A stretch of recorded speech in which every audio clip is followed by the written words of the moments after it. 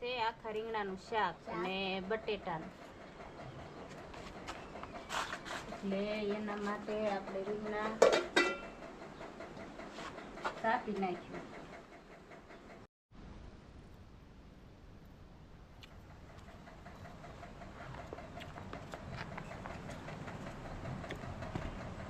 હા, ઋતિકભાઈ થી જવું ડીટલું નથી કપાતું.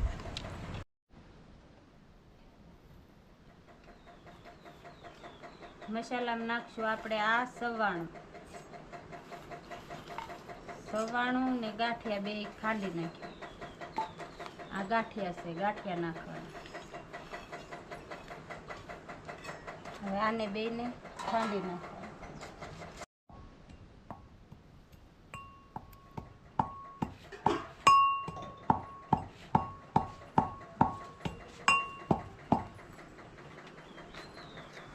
હવે આ મસાલો થઈ ગયો છે તૈયાર. હવે એને કાઢી નાખવી બહાર. હવે ખાંડશું આપણે શીંગના દાણા. આ છે આપણે શીંગના દાણા, એને પણ ખાંડી નાખવાના છે.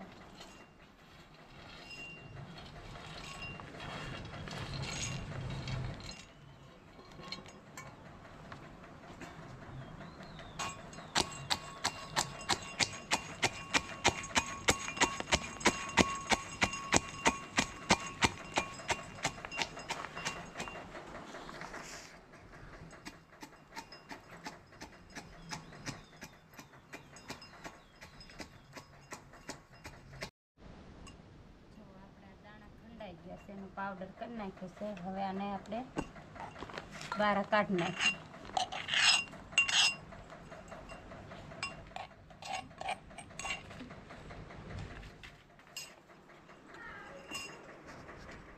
આ છે ધાણા.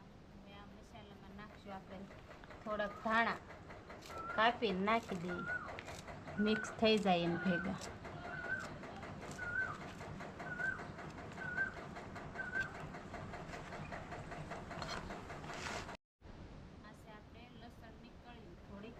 એટલે આપણે ખાંડી પછી મસાલા ભેગી નાખી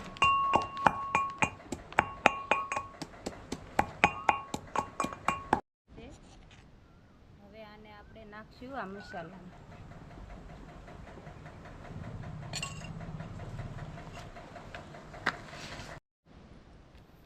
હા, આપણે છે લસણ વાળું મરચું એ 2 ચમચી નાખી દઈએ. અને આ કાશ્મીરી છે, આ કાશ્મીરીની 1 ચમચી નાખી દઈએ. ઉપર નાખવી થોડીક હળદર, થોડીક નાખવી હિંગ. મસાલો નાખી દીધો. હવે થોડીક સ્વાદ પ્રમાણે આપણે નાખશું ખાંડ. થોડુંક નાખી દઈશું સ્વાદ પ્રમાણે મીઠું.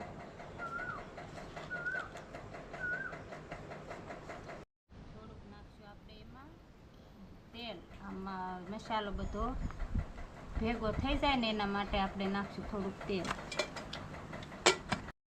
હવે આને આપણે મિક્સ કરી દઈએ બધું. પછી આને આપણે ભરવાનું છે રીંગણામાં.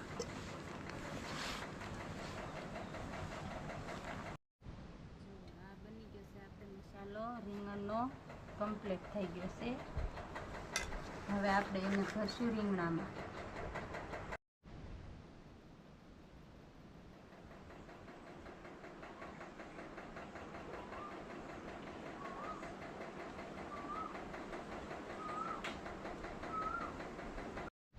મસાલો બની ગયો છે. હવે આપણે આ રીંગણમાં જો આવી રીતે ભરી દેવાનો છે.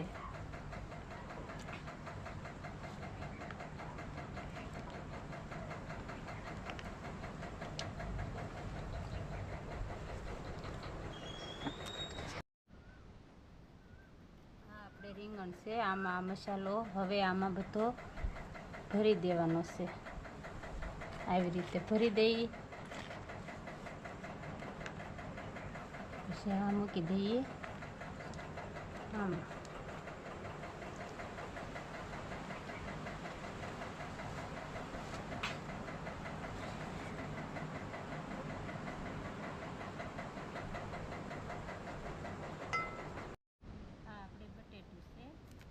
પણ ભરીને આપણે મૂકી દઈએ. અમારું ઋત્વિક બહુ ખાય પણ હો બટેટા.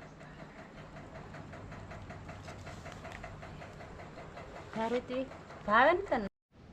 આપણે ભરેલા બટેટા બનાવવાના છે એટલે એને પણ આપણે રીંગણની ઘોડે ભરીને મૂકી દઈએ.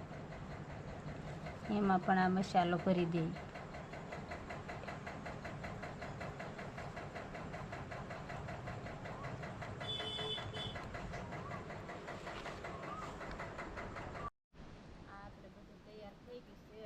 આપણે મૂકી દઈએ ચૂલે. એમાં નાખશું આપણે તેલ. આપણે સોતા પૂરતું તેલ નાખી દઈએ. પછી ઘડીક તેલમાં સડવા દઈએ અને પછી પાણી નાખી દઈએ. આપણે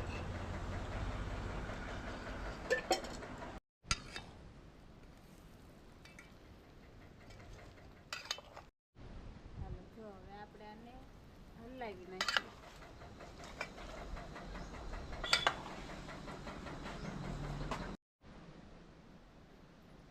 થોડું ગાપ પાણી.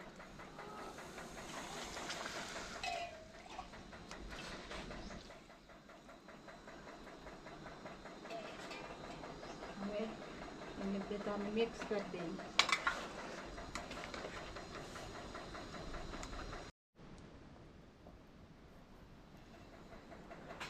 હવે આપણે કરશું બાજરીના રોટલા.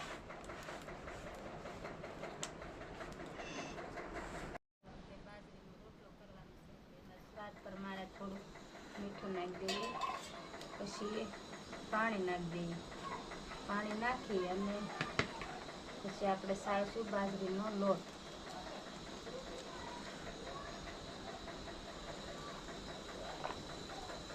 હવે આપણે એને કરી નાખવી ભેગો.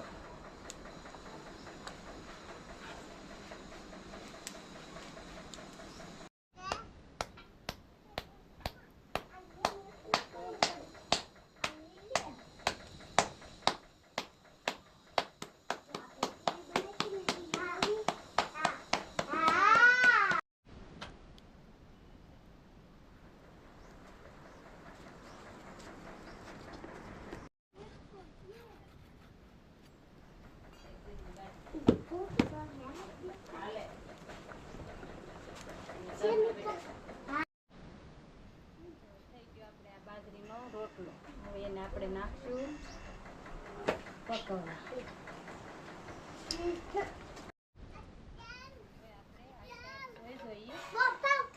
સડી ગયું છે કે નહીં, વસ્તુ તો કાંટો થઈ ગયો છે તો હવે આપણે એને ઉતારી દઈએ.